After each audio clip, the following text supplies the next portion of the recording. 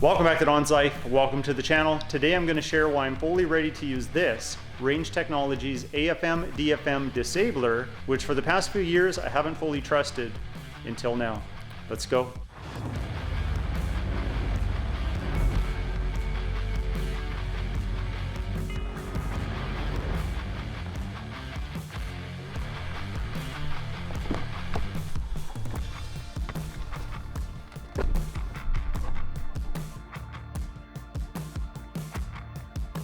So since the purchase of my 2021 GMC Sierra AT4 with the 6.2 liter engine and the 10-speed transmission, I knew that it had this revolutionary cylinder deactivation tech that many would argue is the weak point of what would otherwise be a great engine. I do tend to agree that DFM adds extra complexity, a higher risk of malfunction, for really no benefit. Of course, these are just my opinions, but I know many of you share them. And then there's the annoying and erratic exhaust sounds that come from the 17 ever-changing cylinder firing patterns.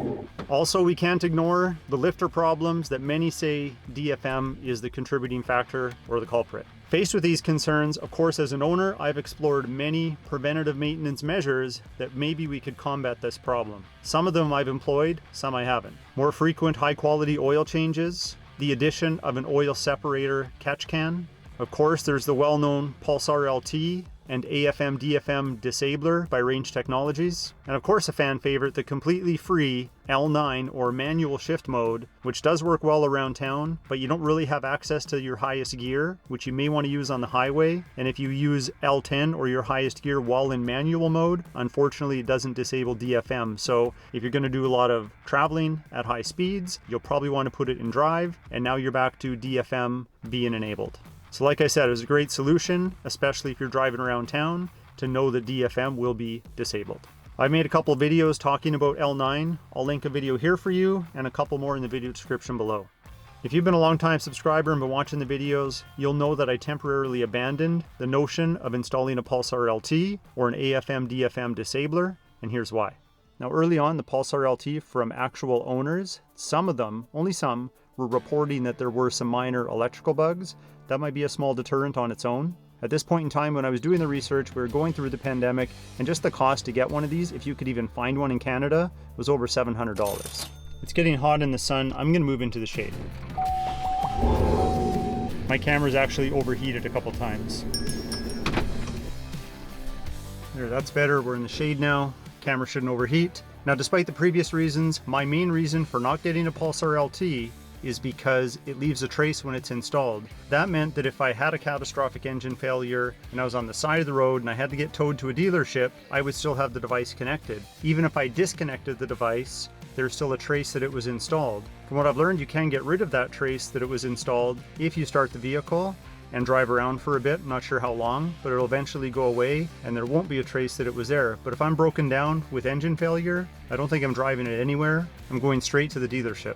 And now being in for service, if they see that we had a defeat device installed, maybe they deny our warranty. I can't speak to that, but I think there's a risk. And that led me to take a closer look at these AFM DFM disabled devices here, which were very popular on the previous generation of these vehicles, as well as the 5.3 liter 8-speed transmission versions of the truck that I have now. But in the fine print, at least back at that time, it said not compatible with 6.2 liter engines with 10-speed transmissions. I found through some research though that some people were buying these during that time period, and it would work for some, but not for others. And the only way you knew for sure if it was working is if the auto start stop ceased to function when you had this plugged in. So at the time I decided just to hold off on one of these and wait and see what happens. So that brings us to today's video. I finally picked up one of these AFM DFM disablers. So what is an AFM DFM disabler? Well, if you weren't following along, it disables active fuel management or dynamic fuel management, which my vehicle has, and lets you run in full-time V8 mode all the time. This means no more automatic switching between 17 various cylinder firing patterns. You'll have consistent V8 performance all the time. And this does not alter anything with the ECU, so it's a no trace install. And as a side benefit, having this plugged in automatically disables that annoying auto start stop feature. So I put together a nice little comparison for you, an audio comparison of DFM functioning and then plugging this in where DFM's disabled. Now remember, I have a Borla S-type exhaust, so all the noises that you're going to hear from the exhaust are going to be much more pronounced. I'm going to travel 2 of the exact same routes around my neighborhood using those slower speeds, so the vehicle's not going to be under a heavy load, which means DFM is going to be far more active. In the first clip, you should hear that lumpiness that comes with DFM. In the second clip, you should hear a much smoother V8 sound, which I think is what we want.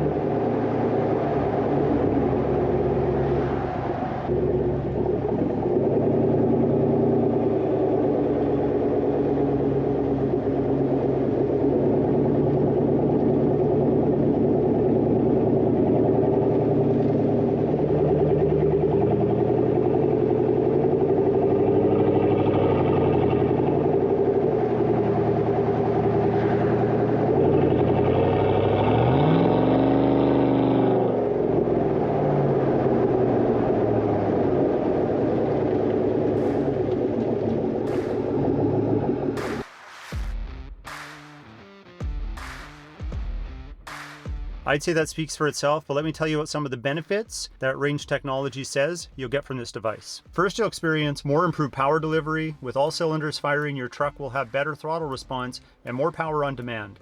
This is especially useful when towing heavy loads or driving in challenging conditions.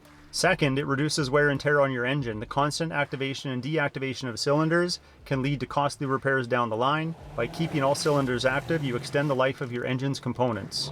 Third, it's incredibly easy to install. No tools or mechanical skills required. Just plug it into the OBD2 port and you're good to go. If you ever need to remove it, simply unplug it and your truck will revert to the factory settings. Now, during my most recent research, where I saw that they no longer have the disclaimer that this won't work for a 6.2 with a 10-speed transmission, I noticed there's 3 different color options for the LEDs. There's blue, which this one is, there's red, and there's green. From what I can tell, they're all the same. What's nice is these LED lights actually face down, so they're not pointed at the driver, so they're not a distraction. But these LED lights do have indicators. They'll go dim, they'll go brighter. That's normal operation. They talk about that in the instructions on how to understand how to use this, but I'm just letting you know that it's going to light up, it's going to get dimmer, brighter, that type of thing. It's going to point down, so it's not a distraction, so you don't have to worry.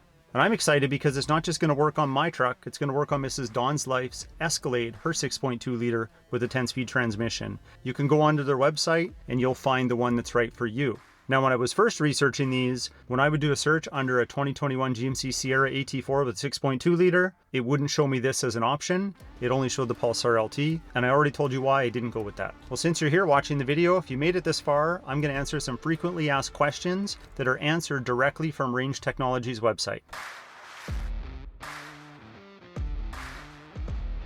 Will this void my warranty? No, the RA003B does not reprogram your factory ECU, so it won't void your warranty.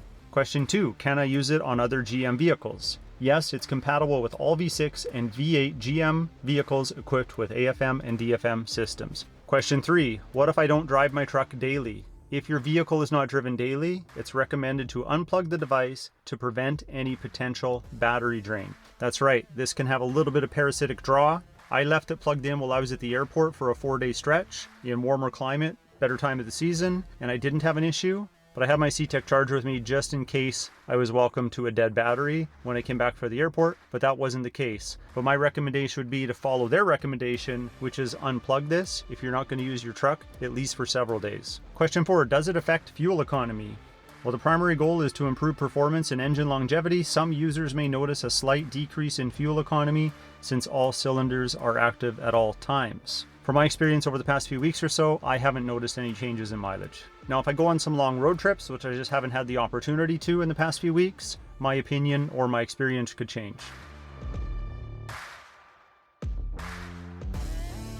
When this is connected, it's using the CAN bus system to communicate with the vehicle, instructing it to just stay in V8 mode. Let me just be clear about something. I'm not claiming this device will stop engine failure from faulty lifters or any other failure when it comes to using this on your vehicle, but it does its primary function well, which is disable AFM and DFM, give you access to all your cylinders all the time, and deactivates the annoying auto start stop feature.